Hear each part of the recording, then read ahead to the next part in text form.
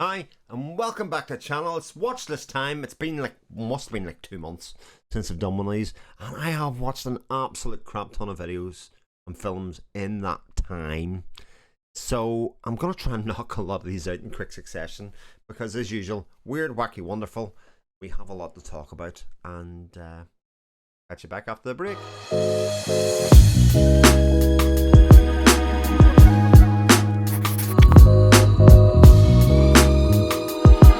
Watch this time, 5 films, 5 boutique Blu-ray recommendations, and 5 films that caught my interest over the past weeks, months, that kind of thing. And, well, it is sort of October spooky season, so I thought we'd start with spooky October kind of watch, and that is Kuroneko by Attribution, which I watched recently while I was preparing for a stream at Criterion Roundtable that I did with my friends Sam, Elliot and Nathan, where we talked about films that are in the spooky kind of genre that do with Criterion. And this is out in Criterion, but obviously I have the Masters of Cinema release here, which is extremely bare bones. It basically has the trailer and a booklet inside it, but don't let that put you off, because Kuroneko is absolutely fantabulously good. It's from 1968 and it is a ghost story. You have the film that starts off essentially with the murder and rape and murder of 2 women by a group of samurai. You know, it's pretty tough to watch. It's pretty tough to kind of go through.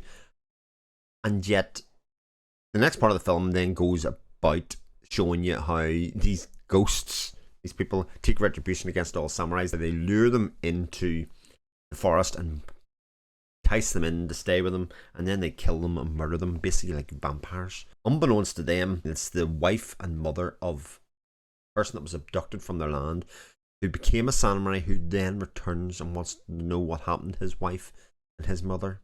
Except he's also been charged with finding out what's happening. All these samurais go missing in and around the forest. It creates this kind of thing of, oh god, what happens with him when he finds out? How will this resolve itself?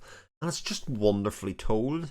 It's a really interesting setup. I mean, Shindo was a screenwriter, so, you know, maybe not surprising that he is able to mold this kind of stuff together. But you have these main characters, and you also have the character of the forest and the bamboo, etc., that's in there as well, because it almost seems to have a life on its own. The cinematography and lighting and stuff in these films from the 60s in Japan just seems to outstrip so much of what was happening in the contemporaries in America around the time. It is so gorgeously shot.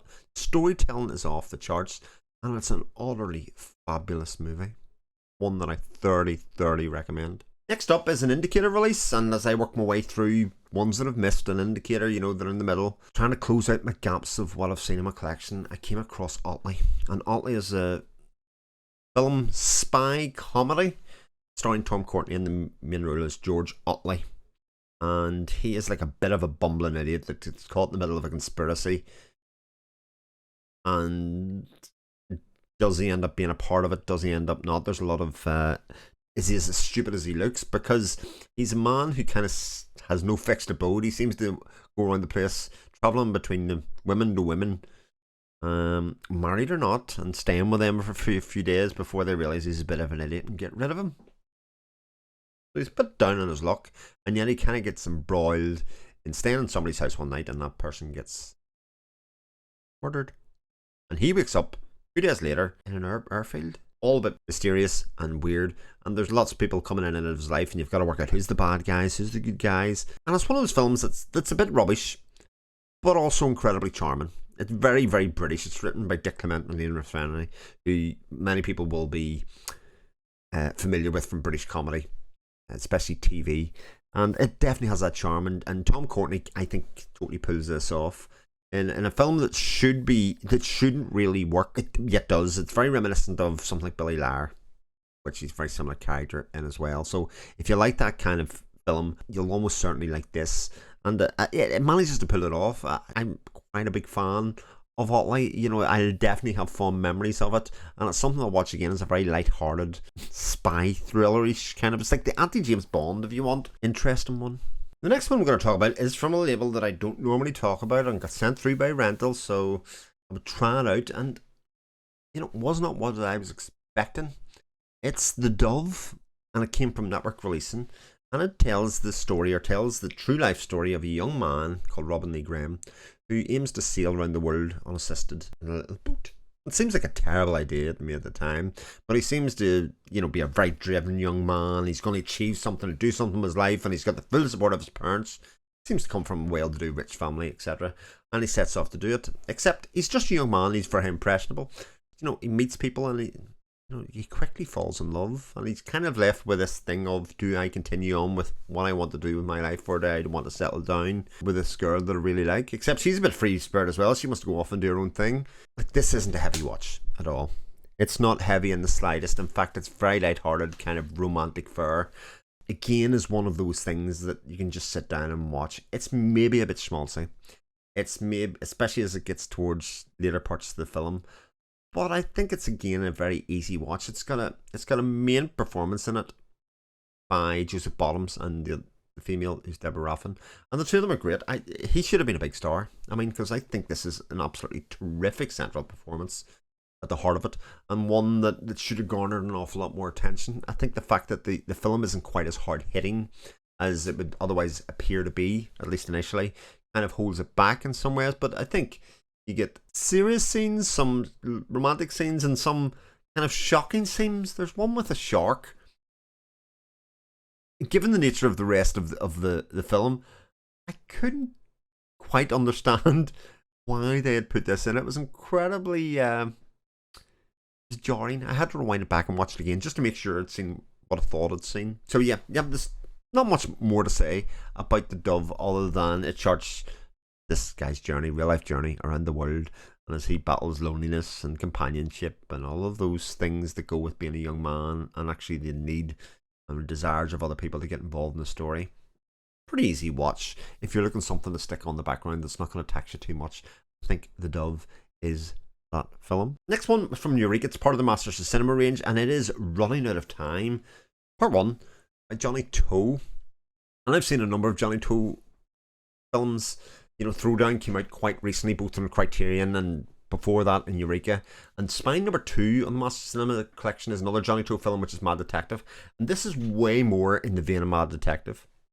So if you're looking to see which end of the Johnny To scale this falls on, it's very much in there. It tells the story of a guy who's been given not long to live. He's running out of time, and he wants to basically get the attention. Well, you're not really sure why he's doing what he's doing, but he holds up jewelry, steals a lot of stuff, and kind of has this kind of ultra smart detective chase him and hunt him down, go on a manhunt. Except you're not really sure why, because he's not doing what normal people would want to do in terms of stealing for profit or otherwise. There's more going on. Now, that's revealed throughout the film, but you get this battle of wits the whole way along, and this interplay of very smart detective, very smart criminal, kind of battling each other, and an unlikely friendship and relationship forming is kind of this charm fest. It's quite clever, really easy to watch. Contrast that, all these smart people, with the bumbling chief detective or the chief inspector at the police who, doesn't know what to do.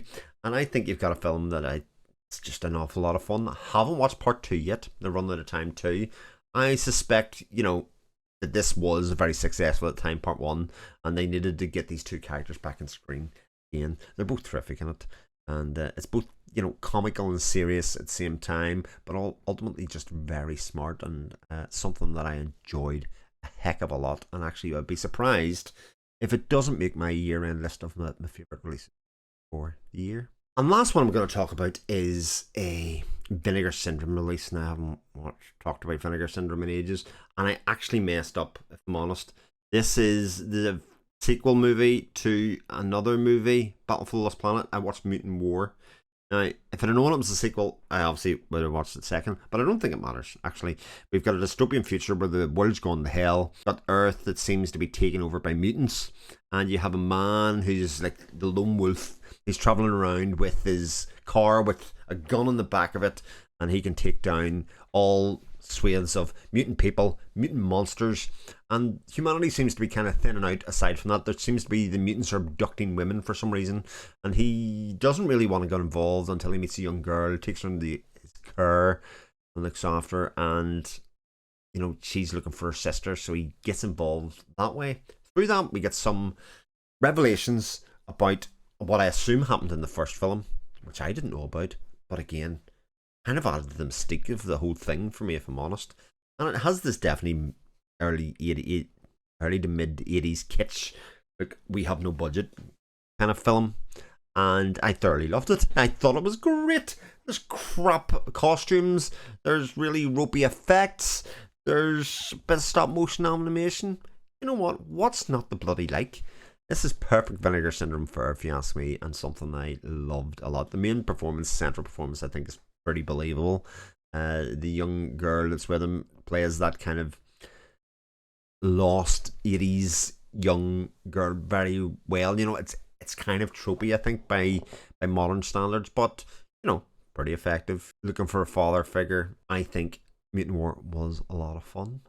And that is my watch list for the past couple of weeks, months, which I'll do another couple of episodes of, but that's what we've got, and hopefully another eclectic and decent mix to discuss. Have you seen any of these? Is there anything that's akin to these that I should be watching, aside from obviously the first film of Mutant War and the second film of Run Out of Time, and I've seen Alibaba for Kuroneko as well. Yeah, all these films seem to have a link to another film within them somewhere, with the exception maybe of the Dove. If you've made it this far, thank you very much for watching, and I'll catch you next time on the watch list.